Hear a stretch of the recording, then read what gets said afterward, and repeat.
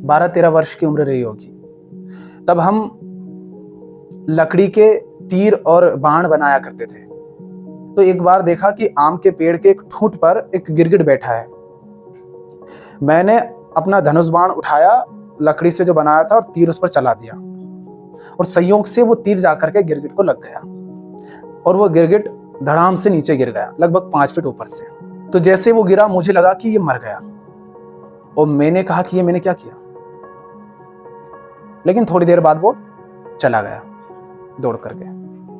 लेकिन फिर मैंने कहा कि आज के बाद मैं इस चीज का उपयोग नहीं करूंगा। हालांकि वस्तु खराब नहीं होती है, लेकिन मैंने उसका दुरुपयोग किया। पर मैंने उस दिन कहा कि अब मैं किसी जीव को नहीं मारूंगा। और मेरी एक और आदत हुआ करती थी कि जब भी मैं रास्ते से कहीं जा रहा होता, खेत पर जा रहा होता, तो रास्ते से पत्थर उठाता, और सामने कोई पेड़ है या कोई खंबा है या कुछ है, तो उसमें निशाना लगाया करता था। लेकिन वो जो घटना घटी गिरगिट वाली, तो फिर मैंने ध्यान दिया कि कहीं ऐसा तो नहीं कि मैं पत्थर फेंकता हूं तो उसके नीचे कोई छोटा मोटा कीड़ा मकोड़ा, कोई चींटी कुछ आकर के मर जाता होगा। तो मैंने कहा कि मैं अब ये पत्थर भी नहीं मारूंगा। पर आदत थी, तो कई बार ऐसा होता कि मैं पत्थर उठा लेता हाथ में, फिर याद आता कि नहीं, फेंकूंगा तो ऐसा हो सकता है। कई बार मन भी होता कि फेंक दूं, नहीं होगा, पर फिर कहता कि अरे कोई, मैं जरा सा पत्थर फेंकूंगा, उसके चक्कर में शायद कोई जीव अपनी जान ही गवा दे। मैं क्यों किसी की जान लूं? वो भी जीना चाहता है, मैं भी जीना चाहता हूं। तो ये मुझे किसी ने सिखाया नहीं, ये मैंने खुद अपनी आंखों से देखा कि उस जीव को दर्द हो रहा है, वो तड़प रहा है, वो गिर गया है, अब वो चल फिर नहीं रहा है। वो जो मैं धनुष बाण चला रहा था ना, वो मेरे संस्कार से आ रहा था, वो मेरे विचार से आ रहा है। धनुष बाण कहीं मैंने खुद ने इजाद नहीं करे हैं। समाज में देखा, टीवी में देखा, फिल्मों में देखा, ये आ रहा है समाज से, संस्कृति से, किसी खास देश में किसी खास संप्रदाय को मानने वाले लोगों के बीच पैदा होने के कारण, कि वहां इस तरह का कुछ अस्त्र शस्त्र होता है। लेकिन वो जो सामने में देख रहा हूं, वो दृश्य, उसको कह सकता हूं अरे तीर कमान चलाया था, वो गिरगिट को लग गया था, वो उठ के चला गया, फिर गिर गया उसके बाद। अब मैं ये शब्द किसी और को कहूंगा तो उसको वो सब दृश्य नहीं दिखेगा कि गिरगिट को तीर का लगना क्या होता है, और उस गिरगिट की स्थिति क्या रही होगी तब, उसको तुम अनुभव नहीं कर सकते, उसको शब्दों में नहीं बताया जा सकता। तो शब्दों के पीछे वो सब कुछ छिप जाता है। तो जब तुम कहते हो नॉनवेज, तो उस नॉनवेज में वो जो मुर्गा, बकरा, गाय, भेड़, सुअर, जो भी जीव है, उसका जीवन भर का दर्द, उसकी पीड़ा, उसका बंधन, उसकी जेल, आजादी की उसकी चाह, उसके पीछे की तड़प, और जब उसको मारा जाता है, उसकी चीख, उसकी फड़फड़ाहट, उसकी जीने की चाह, उसका वो दर्द, वो सब कुछ छिप जाता है, उसकी चीख छिप जाती है। तो बस ऐसे ही मत कह दो नॉन वेज, देखो चल क्या रहा है। मैंने वो दृश्य देखा।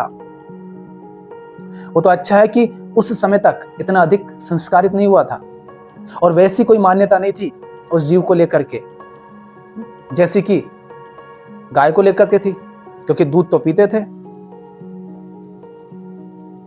तो मैं गाय को माता भी कह रहा हूं, और उसका जो बछड़ा है उसके हिस्से का दूध भी छीन रहा हूं, लेकिन फिर भी कोई दिक्कत नहीं हो रही है, क्योंकि मान्यता है, स्वाद लगा दिया गया है, बचपन से पिलाया गया है, सब पीते हैं, यही चलता है आसपास, तो हम भी पीने लग गए।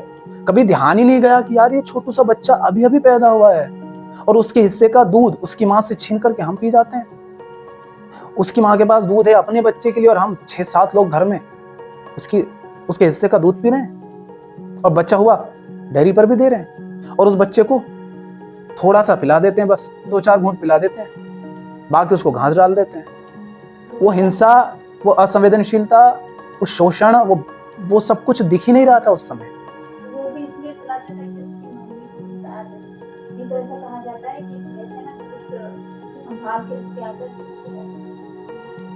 उसको वो जरा सा पिलाते हैं, वो भी इसलिए पिलाते हैं ताकि वो दूध देना शुरू कर दे, नहीं तो वो दूध देना शुरू ही नहीं करती है, वो रोक करके रखती है। तो हम ऐसे लोग हैं।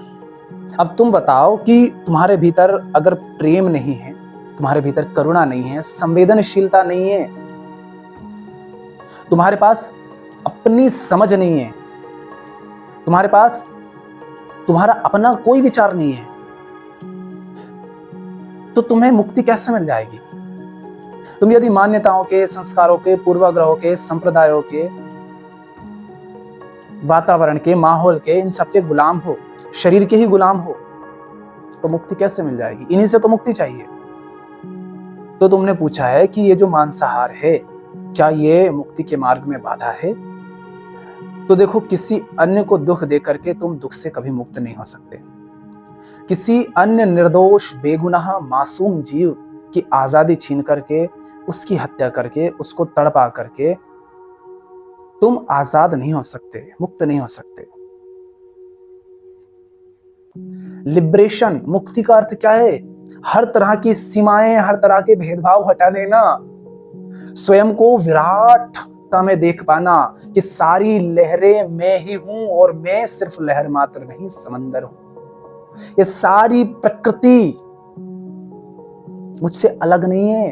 हालांकि ये सवाल इतना सीधा सरल है कि पूछने की आवश्यकता नहीं है। तुम एक छोटे बच्चे के पास एक मुर्गा ले जाओ, खरगोश ले जाओ, या फिर गाय का, भैंस का बछड़ा ले जाओ, और दूसरे हाथ में फल ले जाओ, कुछ केले, आम, पपीता, अंगूर, सेब, और उससे पूछो कि ये जीवों को खाना चाहिए या इनको खाना चाहिए।